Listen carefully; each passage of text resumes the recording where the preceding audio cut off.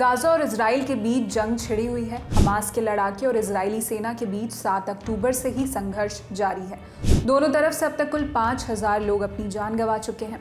जब से युद्ध शुरू हुआ है, हमास को ही इसका गुनहगार बताया जा रहा है, क्योंकि पहला हमला उसने ही किया था। बहस के कुछ चरणों में सबसे बड़ा विलन इस्लामिस्ट चरमपंथ बताया जा रहा है, लेकिन एक गुट यहूदी चरमपंथ को भी निशाने पर लिए हुए है। सोशल मीडिया पर कई लोगों ने लिखा कि इजराइल के कट्टरपंथ का जनक है ज़ायोनिज़्म। ज़ायोनिज़्म या ज़ायोनीवाद एक कट्टर राजनीतिक विचारधारा है जो 19वीं सदी के अंत में उभरी। जेरूसलम में ज़ायन नाम की एक पहाड़ी है जो यहूदी धर्म में बहुत महत्व रखती है और अक्सर इसका इस्तेमाल यहूदी मातृभूमि के प्रतीक के तौर पर किया जाता है। ज़ायन से आया ज़ायोनीवाद, मकसद वही यहूदी मातृभूमि की स्थापना। 19वीं सदी के आखिरी दशकों में सेंट्रल यूरोप और पूर्वी यूरोप में इस विचारधारा ने जोर पकड़ा। इसके कई कारण थे। पूरे यूरोप में राष्ट्रवाद की लहर थी और पूरे यूरोप में ही यहूदियों पर जुल्म किया जा रहा था। इसी यहूदी विरोधी भावना के उलट आया यहूदियों के राष्ट्रवाद का मसौदा। एक ऑस्ट्रो हंगेरियन पत्रकार और नाटककार थियोडोर हर्जल ने 1996 में द जूइश स्टेट नाम से एक पर्चा लिखा, अलग यहूदी जमीन की स्थापना के लिए तर्क दिए। इसी पर्चे ने ज़ायोनी आंदोलन की नींव रखी और हर्जल को आधुनिक ज़ायोनीवाद का जनक माना गया। थियोडोर हर्जल खुद भी यहूदी थे और उनकी छवि एक धर्मनिरपेक्ष व्यक्ति की थी। उन्होंने यूरोप में यहूदियों पर हो रहे जुल्म देखे और वो इस बात से आश्वस्त थे कि यहूदी अपने देश के बाहर जीवित नहीं रह सकते। बतेरे निबंध लिखे, बैठकें आयोजित की। इन्हीं प्रयासों के चलते पूरे यूरोप से बड़े पैमाने पर यहूदियों ने तब के फिलिस्तीन की ज़मीन की तरफ प्रवास किया। एक तरफ ज़ायोनीवाद का माहौल बन रहा था, दूसरी तरफ 1922 में ऑटोमन साम्राज्य के बाद लीग ऑफ नेशन ने फिलिस्तीन को यूके प्रशासन के अधीन दे दिया और अंग्रेज़ों ने फिलिस्तीन में यहूदियों के राष्ट्र को समर्थन दिया। इस कदम ने पूरे यूरोप से यहूदी प्रवासन के दरवाजे खोल दिए। वॉक्स की एक रिपोर्ट के मुताबिक 1900 से 1940 तक, यानी एडोल्फ हिटलर से पहले, लगभग 1,40,000 यहूदी फिलिस्तीन पहुंच गए थे। यहूदी संपन्न थे, सो शुरुआत में उन्होंने फिलिस्तीनियों की ज़मीन खरीद कर बस्तियां बसाईं।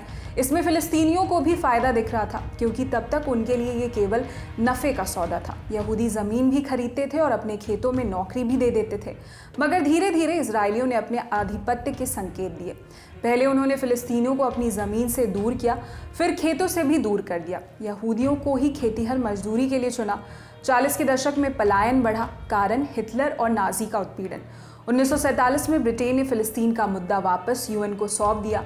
मूलतः फिलिस्तीन की ज़मीन को 2 स्वतंत्र राज्यों में बांटने का प्रस्ताव रखा गया, एक फिलिस्तीनियों का अरब राज्य, दूसरा यहूदियों का इजराइल। इजराइल ने 1948 में खुद को संप्रभु और आज़ाद घोषित कर दिया।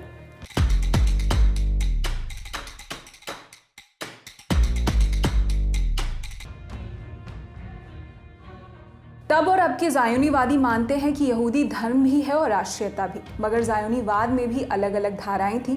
कुछ ने एक धर्मनिरपेक्ष सरकार के तहत यहूदी राज्य की स्थापना की बात कही, कुछ ने ज़मीन के साथ धार्मिक और आध्यात्मिक संबंधों पर जोर दिया। इन मतभेदों से ज़ायोनी आंदोलन के अंदर कई गुट बन गए। इजराइल की स्थापना से पहले ही, स्थापना के बाद भी इन ग्रुप्स में मतभेद रहे।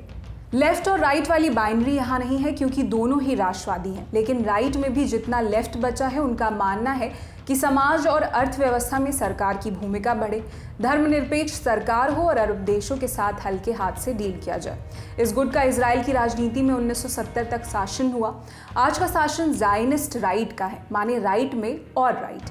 अरब मुल्कों के साथ शांति के लिए ज़मीन वाले सौदों से परहेज करते हैं, अर्थव्यवस्था के मामले में ज़्यादा उदारवादी हैं और धर्म और राजनीति को मिलाने से परहेज नहीं करते। 9वीं 10वीं के निबंधों की भाषा में कहें तो ज़ायोनीवाद ने मध्य पूर्व के इतिहास में एक अहम भूमिका निभाई है। इजराइल राज्य को आकार दिया और बड़े पैमाने पर भू राजनीति पर असर डालता है। यहूदी मातृभूमि तो उन्होंने बना ली, लेकिन इजराइल फिलिस्तीन के संघर्ष से जुड़ी चुनौतियों और जटिलताएं अभी भी हैं। इस वजह से ये मुद्दा विश्व मंचों पर बहस का मौजू है। इसी के साथ इस वीडियो में इतना ही। इस पर आपकी क्या राय है, हमें कमेंट सेक्शन में ज़रूर बताएं। आपके लिए तमाम जानकारी जुटाई थी हमारे साथी सोम ने। देश और दुनिया की अन्य खबरों के लिए देखते रहिए दी ललन टॉप। शुक्रिया।